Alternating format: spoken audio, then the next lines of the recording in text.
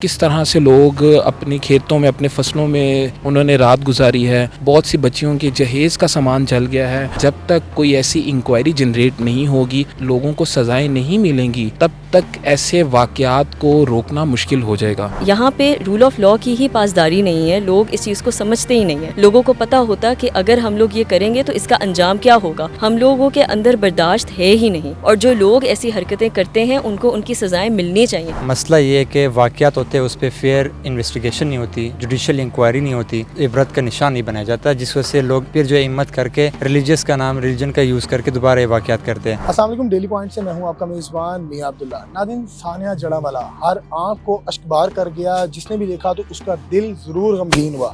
ہمارے ساتھ فہد شہباز صاحب موجود ہیں، جو صدر یوتھ جنرل اسمبلی کے صدر ہیں. ان سے جانتے ہیں کہ کیا ان کا تاثر ہے، کیا ان کا احساس ہے جو واقعہ جڑاوالا میں پیش آیا. السلام علیکم سر. وعلیکم السلام. سر کیسے ہیں؟ الحمدللہ. سر مجھے بتائیے گا کہ آج آپ یہاں اظہار یکجہتی کے لیے آئے ہیں. کیا جو جڑاوالا میں واقعہ پیش آیا، کیسے آپ اس کو دیکھتے ہیں؟ دیکھیں، بہت ایک افسوسناک بات ہے کہ جس طرح سے محمد علی جناح صاحب کی ایک تقریر ہے 11 اگست والی، جس میں انہوں نے مائنورٹیز کے حقوق کی بات کی تھی، ان کی عبادت گاہیں محفوظ رہیں گی، لیکن آج ہم دیکھتے ہیں کہ جڑاوالا فیصل آباد میں جس طرح سے اندھوناک یہ واقعہ آیا ہے، ہم اس کی مذمت کے لیے یہاں پر موجود ہیں، اور جو بشپ صاحب ہیں ہم نے ان کو پھول پیش کیے، اور ہم ہر طرح سے اپنی مسیحی برادری کے ساتھ کھڑے ہیں، اور اس طرح کے پہلے بھی واقعات ہوتے رہے ہیں. لیکن بنیادی مسئلہ یہ ہے کہ جب تک کوئی ایسی انکوائری جنریٹ نہیں ہوگی، اور انکوائری جنریٹ ہونے کے بعد لوگوں کو سزائیں نہیں ملیں گی جو اس میں جو یہ جرم سرزد کر چکے ہیں، تب تک ایسے واقعات کو روکنا مشکل ہو جائے گا. اس میں آپ دیکھیں کہ کس طرح سے لوگ اپنی کھیتوں میں اپنے فصلوں میں انہوں نے رات گزاری ہے. بہت سی بچیوں کے جہیز کا سامان جل گیا ہے، اور بہت سے لوگوں کی جمع پونجی جو ہیں وہ ختم ہو گئی ہیں، اور وہ ایک راکھ کا ڈھیر بن گئی ہیں. تو ہم یہ سمجھتے ہیں کہ جب تک اس کی جوڈیشل انکوائری نہیں ہوگی، امپلیمنٹ اس کو نہیں کریں گے، اور جو لوگ اس واقعے میں ملوث ہیں ان کو عبرت کا نشان نہیں بنائیں گے، تو نہ صرف یہ ایک جو مسیحی ہماری برادری ہے ان کے ساتھ زیادتی ہوگی، بلکہ جو ایک ہماری میجورٹی ہے اس کے ساتھ بھی زیادتی ہوگی. اور یہ جو پاکستان کے پرچم میں سفید رنگ ہے، یہ میں سمجھتا ہوں کہ ہم اس کی بے حرمتی کریں گے.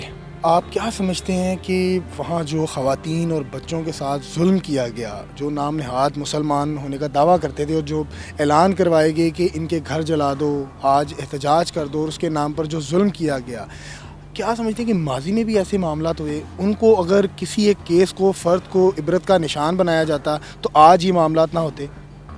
میں یہ سمجھتا ہوں کہ ہمیشہ سے اس طرح سے ہوتا رہا ہے کہ ایک نامکمل چیز کی بنیاد پر لوگوں کا یا ہجوم کا، اور وہ صرف اس طرح کے واقعات نہیں ہیں، یہ کئی ایسے واقعات بھی ہوئے ہیں جو مذہب سے ہٹ کے جب ایک آپ ہجوم کو اشتعال دلاتے ہیں تو اس طرح کے سانحات رونما ہوتے ہیں. لیکن اس کا حل یہی ہے کہ آپ ایک انکوائری کروائیں جو کہ جوڈیشل انکوائری ہو، اور جو اس میں لوگ ہوں ذمہ داران، ان کو ان کے کیفری کردار تک پہنچائیں، تاکہ آگے آنے والے وقت میں مستقبل میں ایسے حادثات سے بچا جا سکے.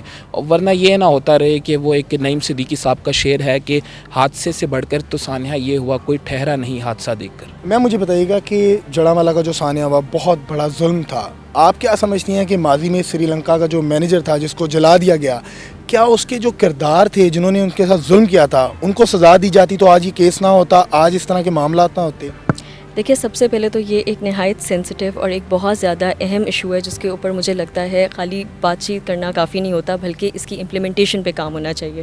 قانون آپ کے پاس آلریڈی موجود ہیں. جیسے آپ نے پرانی بات کی ہے، بالکل ہمارے پاس ایک ایسے ماضی میں کافی ایگزامپلز رہ چکے ہوئے ہیں جن کو اگر ہم نے وقت کے اوپر ان کی سزائیں ان کو دی جاتی تو پھر ایک آپ کی سوسائٹی میں ڈیٹرنس آتی، لوگوں کو پتہ ہوتا کہ اگر ہم لوگ یہ کریں گے تو اس کا انجام کیا ہوگا.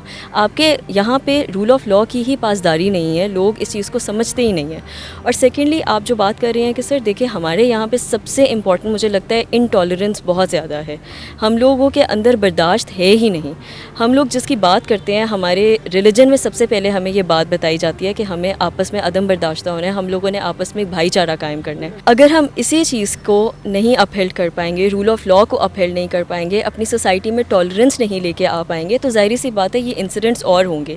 لیکن جہاں تک آپ قانون کی بات کر رہے ہیں تو میں سمپلی سمپل سی ایک بات کرتی ہوں کہ آپ اس طرح کی چیزوں پہ جس طرح کا بھی کوئی انسیڈنٹ ہو، جیسے ابھی ہم لوگ پہلے بھی بات کر چکے ہیں، خالی یہ ہمارے پاس ریلیجنس انٹالرنس کا ایک انسیڈنٹ ہے، آپ کے پاس ہزاروں ایسے واقعات آتے ہیں جن میں ہم لوگ کے پاس بے شمار ایسے واقعات سوسائٹی میں بہت قسم کے آپ لوگوں کی چیزیں فتنہ ایک موجود ہے. اس فتنے کا حل یہ نہیں ہے کہ صرف اس کے اوپر جو لاز موجود ہے ان کے اوپر آپ بیٹھ کے بات کرو، ان کی امپلیمنٹیشن کے اوپر کام ہونا چاہیے، اور جو لوگ ایسی حرکتیں کرتے ہیں ان کو ان کی سزائیں ملنی چاہیے تاکہ آگے آنے والوں کے لیے ایک سبق ہو. آج آپ ان کی کمیونٹی کے لوگوں سے ملی ہیں، کیا تاثر جا رہا ہے ان کے، کیا جذبات ہیں ان کے، کیا دل میں احساس ہے کہ ہمارے ساتھ ظلم ہوا ہے، اور اسی پاکستان میں رہتے ہوئے جس کے ہم سٹیزن ہیں؟ بالکل دیکھیں، جس طرح پاکستانی عوام ہے اس وقت، اگر ہم لوگ دوسرے بیرونی ملکوں میں دیکھیں تو جب ہمارے ساتھ کسی قسم کے ہمارے ریلیجن کے ساتھ زیادتی ہوتی ہے، جب سویڈن میں ہوتی ہے یا کسی اور بھی بیرونی ملک میں ہوتی ہے، تو ہم فوراً آواز اٹھاتے ہیں اور وہاں پہ ہم یہ فوراً کہتے ہیں کہ وہاں کے میجورٹی کو کیا ہو گیا ہے، وہاں کی گورنمنٹ کیوں نہیں ایکشن لے رہی. تو لائک وائز پاکستان بھی ایک جمہوری ملک ہے اور یہاں پہ بھی مائنورٹیز کا رائٹ پریویل کرتا ہے، جو کہ آپ کے ریلیجن میں بھی ہے اور آپ کے کانسٹیٹیوشنل رائٹ بھی ہے.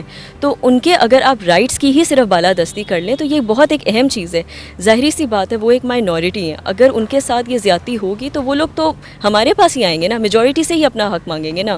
اگر ہم لوگ ہی ان کو ان کا حق اس طرح نہیں فراہم کر سکیں گے، ہم لوگوں کے یوتھ نہیں کر سکے گی، ہم لوگ جنرلی جو اپنے اپنے اداروں میں ایک اعلیٰ درجے پہ بیٹھے ہوئے ہیں ہم لوگ یہ کام نہیں کر سکیں گے، تو لیٹ الون کس نے کرنا ہے؟ یہ جو واقعہ ہوا ہے اس کے شدید الفاظ میں مذمت کرتے ہیں، اور جہاں تک بات ہے اویئرنیس کی، ہمیں اویئرنیس کی کمی ہے، کیونکہ ایسے واقعات اگر ہم تاریخ دیکھیں پہلے بھی ہوتے رہے.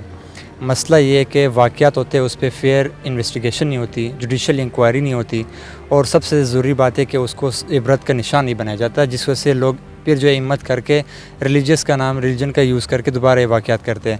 تو میرے خیال سے ہمیں ایز اے گورنمنٹ کے لیول پہ، اسٹیٹ لیول پہ اویئرنیس کریٹ کرنی چاہیے، لوگوں کو یہ بتانا چاہیے کہ ہمارے جو کانسٹیٹیوشن ہے اور ہمارے جو مذہب ہے اس میں ٹالرنس جو ہے نا دوسرے ریلیجن کے لیے ہے، اور ہر ریلیجن کو اس کی عبادت گاہ کی جو ہے نا رسپیکٹ ہم کرتے ہیں. اسد صاحب، آپ نے وہاں دیکھا ہوگا کہ جب احتجاج ہوا تو اس کے بعد جو بائبل تھی اس کے بھی اوقات جو ورک تھے جو ٹکڑوں میں تھے وہ ملے، تو کیا سمجھتے ہیں کہ کیا فرق رہ گیا ان لوگوں میں جنہوں نے قرآن پاک کی بے حرمتی کی اور جنہوں نے بائبل کی؟ جی بالکل، آپ کی بات درست ہے، فرق کوئی بھی نہیں ہے، کیونکہ ہمارا اسلام ہمیں جو ہے نا محبت کی جو ہے نا درس دیتا ہے، اور دوسرے جو مذاہب ہے ان کے اور ان کے جو مقدس عبادت گاہوں کی رسپیکٹ کی جو ہے نا ہمیں درس دیتا ہے. تو جو اگر یہ لوگ کرتے ہیں، ہم جو ہے نا اسی وجہ سے آج ادھر چرچ میں موجود ان کے اظہار یکجہتی کرنے کے لیے، کہ چاہے وہ مسلمان کے مسجد میں کوئی نہ ہو یا پھر چرچ میں ہو، ہمیں جو ہے نا سب کو مل کے آواز اٹھانی چاہیے ایسے واقعات کو جو ہے نا، تاکہ آئندہ مستقل وقت میں یہ نہ ہو جائے.